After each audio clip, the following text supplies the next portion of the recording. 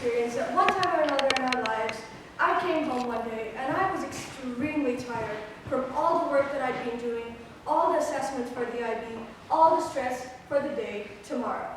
And I just felt like I needed a good night's sleep. Sleep. As I was about to lay my head to the pillow, the first thing that occurred to my mind was that absolutely hilarious turtle video that I saw this morning. And so it begins. If a turtle is without her shell, if this works. Point five. Oh, if a turtle is without her shell, is he homeless or is he naked? Sleep. I really, really, really should be going to sleep right now. But then the second thing popped into my head. Why do we eat a pizza from inside out? Why don't we ever eat a pizza crust first? See, nothing like this has ever happened to me before, and now all of a sudden, I'm not sleeping, I'm thinking about stuff that I shouldn't be thinking about, and I'm blacking out on the rest that I need. The other thing is, for me to actually be able to sleep, wouldn't I actually have to be able to pretend to be asleep first in order to successfully go to sleep? Thinking. We never stop doing it. I'd like you all to try and actually consciously try to stop thinking for a second. Try to shut your brain up and just stop what's going on. And I'm guessing you're all thinking about not thinking about thinking right now, aren't you? This happens to all of us. I'm sure at some level or another, we're all familiar with this spider diagram. Rarely do we have a thought by itself.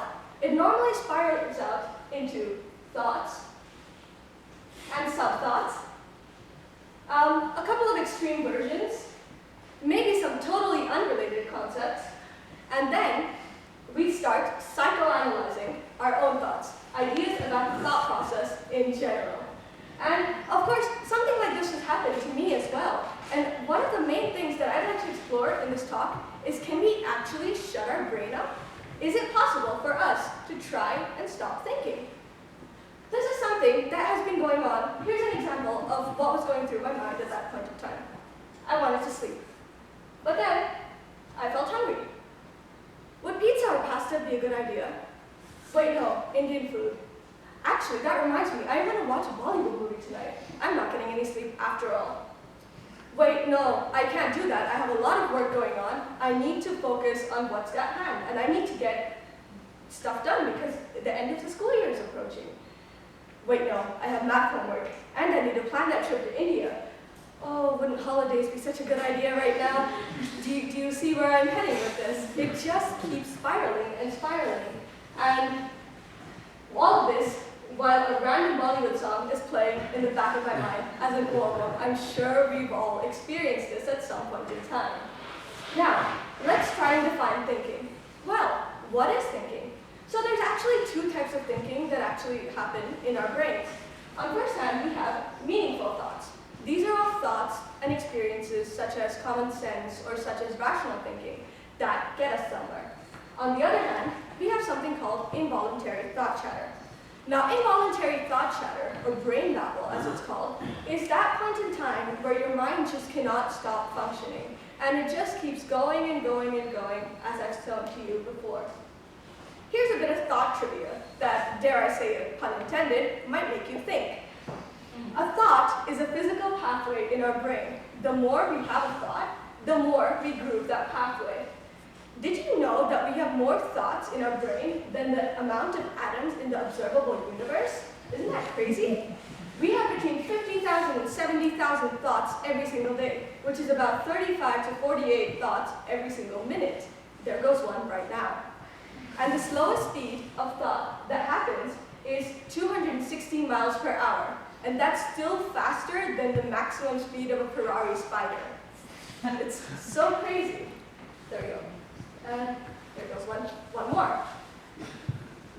Now, in Zen Buddhism, brain babble is actually associated with a monkey mind.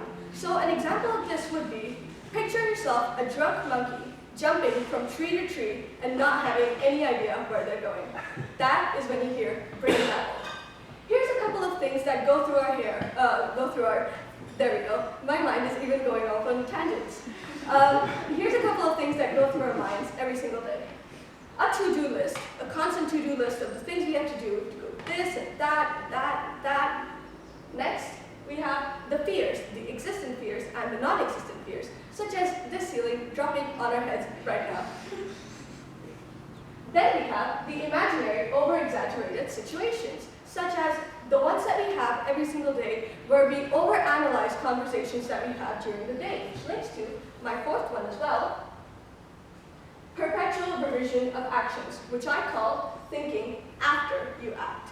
So we've all had this experience where we've had a conversation during the day which we didn't like and we didn't really we don't understand or comply with the way that the conversation happened. And when we're overanalyzing this conversation in the shower or when we're in the bathtub and we have nothing better to do, we go and psychoanalyze it to the level that we will plan out exactly what happened and say all of the amazing, witty, fantastic comebacks that completely annihilate the other person that we were talking to, which we couldn't have thought of in the first place in the conversation. I'm sure this has happened to all of us.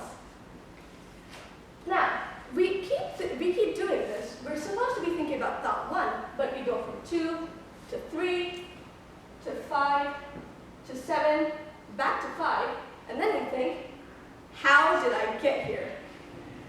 But the thing is, involuntary thought chatter in itself has been extremely beneficial to mankind throughout history as well. Did you know, for example, when Archimedes, in the historical age in ancient Greece, thought of a solution to the problem of gold that was going on in King Minos's court, he actually was sitting in the bathtub pondering the solution, and that's when Eureka, the word that we've associated with so many discoveries, that's when it came about. And if you remember back to my Venn diagram of the involuntary thought chatter and of actual logical thinking, this is where Eureka moments happen. And this is why thought chatters can actually be extremely beneficial to us as human beings. On the other hand, we have extremely random questions, as the ones that I posed before, that pop into our brains, such as these ones. Why have you ever not wondered why glue doesn't stick to the inside of the bottle? It's a sticking agent, right?